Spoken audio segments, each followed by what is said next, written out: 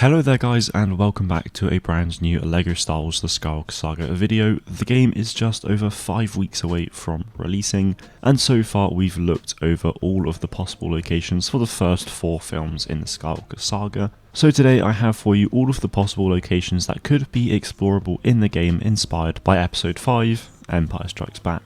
Before I dive into those locations though, be sure to subscribe to the channel to stay up to date with all things LEGO Star Wars The Skywalker Saga. I'm going to be streaming the game an awful lot when it launches, and I'm currently still streaming through LEGO Star Wars The Force Awakens, so hopefully I'll see many of you at those streams.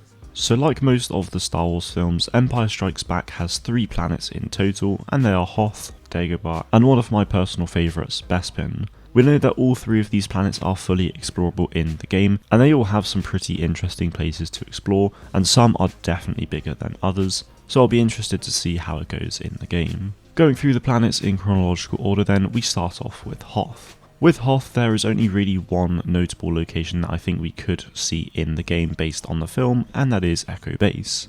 The reason I think that this will be the only place of real interest is because it's the only place we see really beyond the frozen plains. Within the frozen plains we of course have the Wampa Cave, but that's not necessarily a huge place like Echo Base. Outpost Beta and Delta from the Twilight Company book and the Battlefront games could potentially get added if they really wanted to expand the open world, but I can't really see that happening. Echo Base though I'm sure will be a huge location, and I really hope we do get some big exploration around the frozen plains. Moving on now to Dagobah. Unlike Hoth and pretty much most of the planets that will be in the game, Dagobah doesn't really have any big location that could be explorable. Obviously it will have an open world within the swamp, but the only places that are really worth noting are Yoda's hut, Luke's crashed X-Wing and the Dark Side Cave, of which none of these locations are going to be particularly big. With that said, I'm sure the team at TT Games will have made the explorable map relatively big, but I imagine this will probably be one of the smaller planets in the game. Lastly, we have Bespin. Bespin has been one of my favourite planets in Star Wars for many years thanks to the carbon freezing chamber map in the original Battlefront 1 game from 2004. Exploring the carbon freezing chamber and the city itself was so much fun in that map, and I thought the environment itself was just awesome, so I really hope to relive those moments in LEGO Star Wars. Within Bespin there are 3 main locations that I hope to explore. The first one is the Administrator's Palace, which we of course see in the Battlefront games, so it would be really cool to see how that connects with the rest of the city, but also just to compare it to the Battlefront games as well.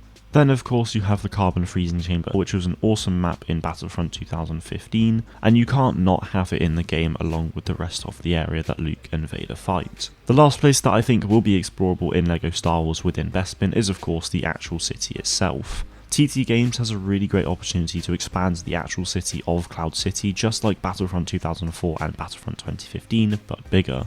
I really hope they do capitalise on it, because it would just be incredible to finally be able to roam around this city amongst other civilians, but we'll just have to wait and see. To summarise, for Hoth I'm expecting to see Echo Base and the Frozen Plains. For Dagobah I'm expecting a moderate sized swamp with Yoda's hut, Luke's X-Wing and the Dark Side Cave. And for Bespin I'm hoping for the Administrator's Palace, the Carbon Freezing Chamber and the actual city itself.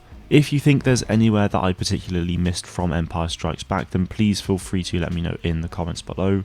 That is it from me today though guys, thank you all very much for watching, and may the Force be with you always.